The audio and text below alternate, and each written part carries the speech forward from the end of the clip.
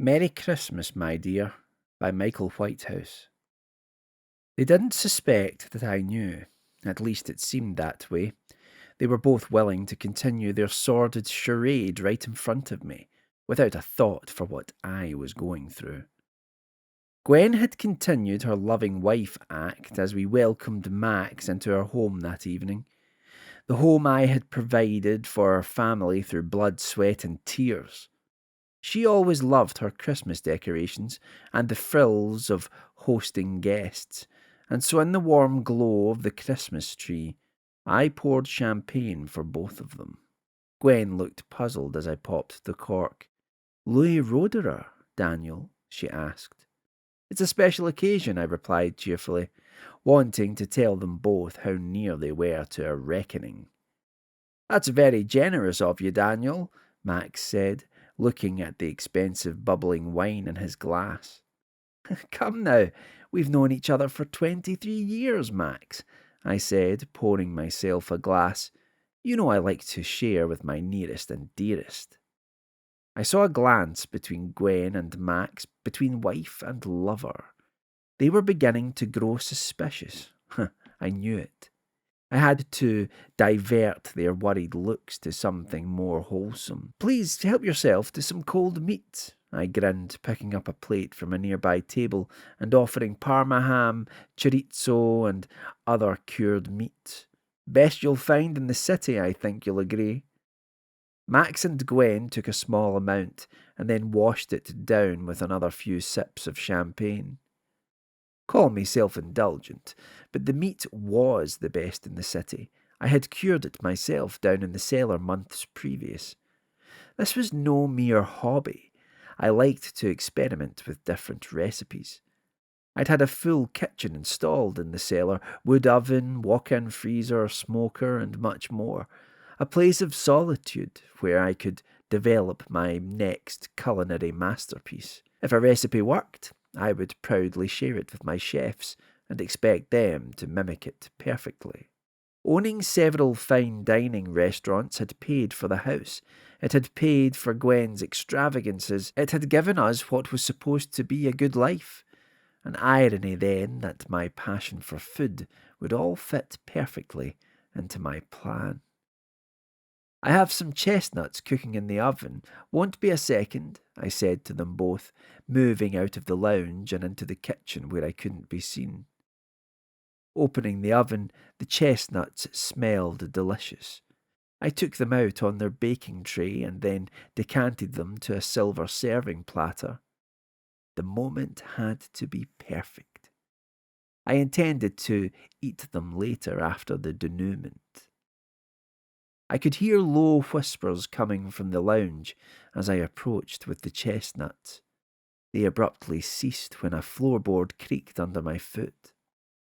Entering the warm glow of the room, chestnuts on the silver platter in my hands, Gwen and Max looked at me with smiles.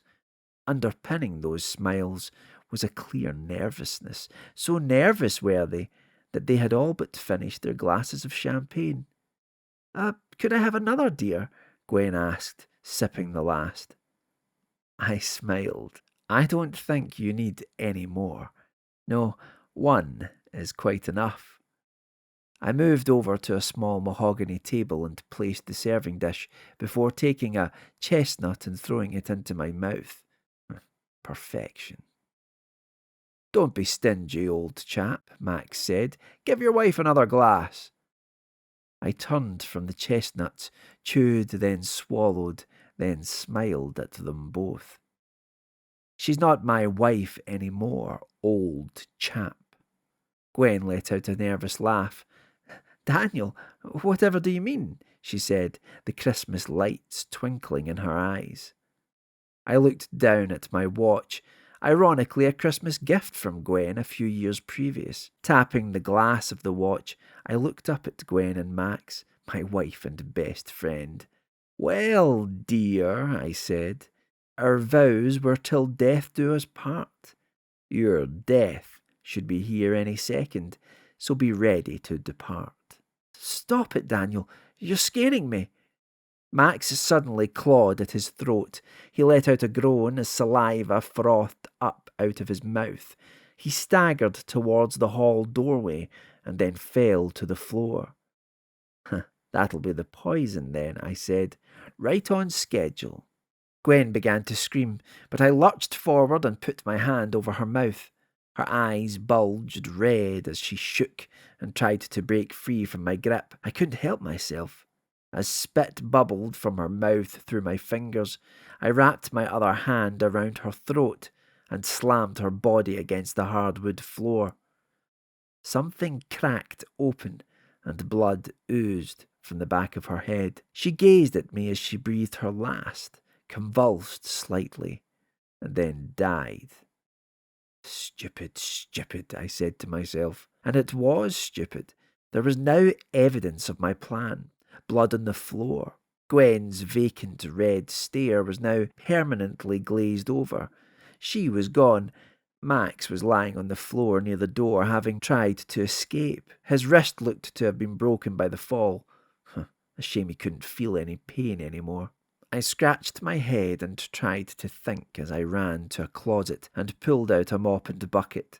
Soaking up the blood so that it didn't contaminate more of the floor, an idea fermented in my mind. Yes, a good idea at that.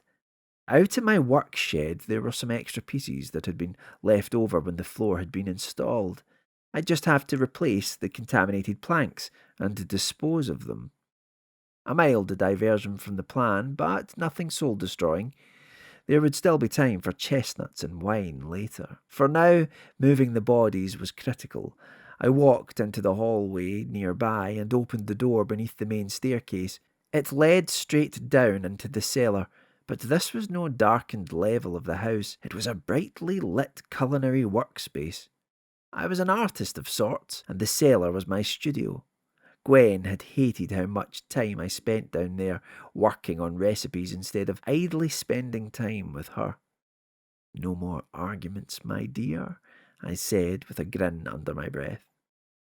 After retrieving 2 large sheets of rolled plastic, I returned to the lounge. I moved Max first.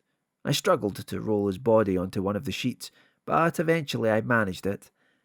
I then pulled the sheet out to the cellar door and dragged his corpse down the stairs into the cellar. I must admit that I took no small amount of pleasure each time his head clattered against one of the wooden steps on the way down. Returning to the lounge, I rolled Gwen's body onto the second plastic sheet, but her head seemed stuck to the floor. I lifted up the back of her head, pulling the hair away from the floor. It had congealed surprisingly quickly in a bloodied mess and become sticky.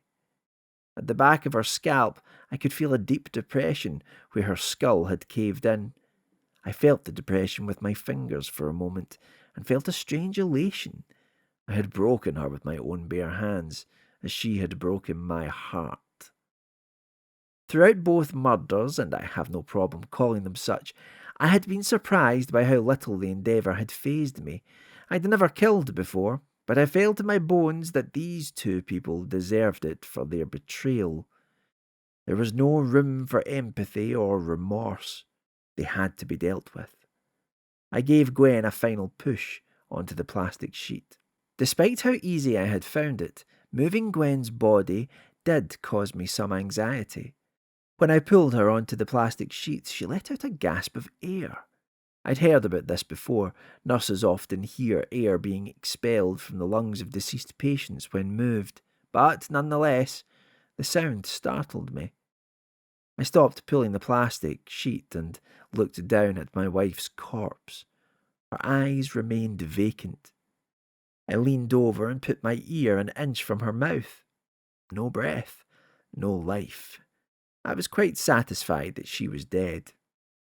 I pulled the plastic sheet into the hallway and to the cellar door, revelling once more in the sound of her head smacking against each step as we descended. Once we were down in the cellar, I began to feel happy again. My plan was working. I walked past a row of cupboards to the north wall, and then glared through a small circular pane of glass to the frozen, sterile room beyond. I pulled on a large metal latch.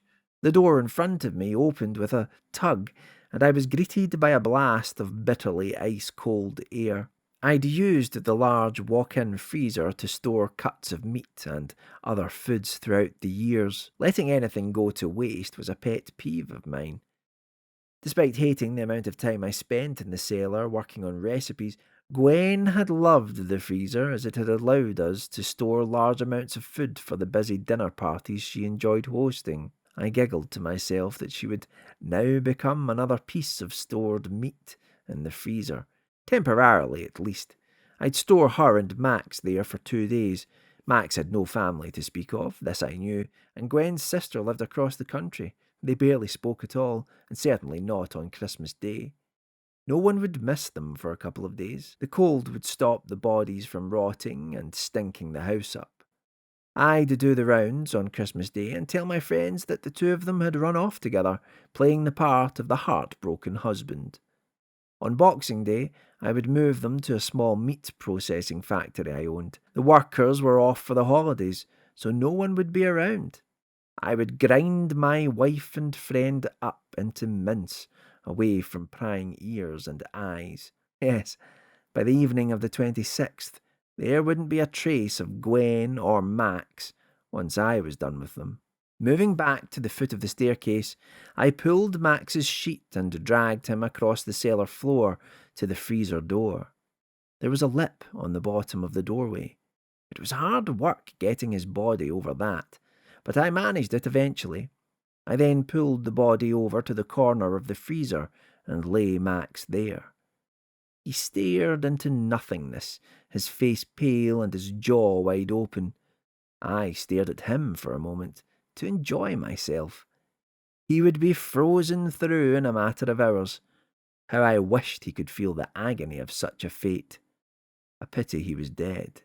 "You underestimated me, old chap," I said, laughing in his face. Turning, I then stepped back towards the door to retrieve Gwen's body from the other side of the room, but to my horror, the door moved slightly. I thought at first it was just a draft. A face then peeked out from behind the door. First a single glassy eye, then the contorted features of a woman soon accompanied them. The face was bloodied and bruised, but there was no mistaking it. It was the face of my wife. Somehow she was alive. The poison, the impact on the floor, it hadn't been enough. "No, Gwen," I yelled, but it was too late. She slammed the door. The grating sound of the latch came immediately after. I was locked inside the freezer. The noise went through me, right down to my bones, because I now knew that if my wife didn't let me out, I would freeze to death in there. An agonizing death I wouldn't have wished upon my worst enemy. Well, with the exception of Gwen and Max. Leaning against the door, I pushed with all my strength, but it was no good. It wouldn't budge, and no one would hear me down there. I slammed my fist against the small glass pane, but it wouldn't shatter. Even if it had, it would have done no good. It was only a few inches wide, and no one would have heard me down there regardless. The cold ached through my veins. It would take a few agonizing, tortured hours, but if I didn't escape, I would soon be frozen solid. All I had left to me was persuasion. I would have to persuade my wife to let me out. I peered through the small piece of glass in the centre of the door. My breath fogged against it, but I could just about see something moving in the cellar, a figure standing there. "Gwen, please, I don't know what came over me. You can't let me die in here," I screamed. Gwen said nothing, but I could see a shape of sorts standing in the dimness beyond the door. I turned and looked at Max. Maybe he could be my ticket out. "Gwen," I said, trying to sound hopeful, "it's Max. He's moving. He's alive. We have to get him to a hospital." But the lie brought no response. "We can save him. Just open the door, please." The shape in front of the door then moved. I watched in disbelief as it shambled back across the room to the only way out. It then stepped over something on the floor and began to slowly walk up the stairs. I've screamed and shouted. I've kicked and punched the door. My hand's now bruised and bleeding. My breath is laboured, and each beat of my heart causes painful throbbing throughout my body. I'll be dead soon. The pain from the cold is unbearable, but not as unbearable as what I'm looking at now. Max isn't moving. His body remains still, but while I've been desperately trying to open this freezer door, something has changed. Maybe it's the cold or rigor mortis that's caused it, but somehow Max's jaw has closed shut, and on his face he now wears a frozen grin.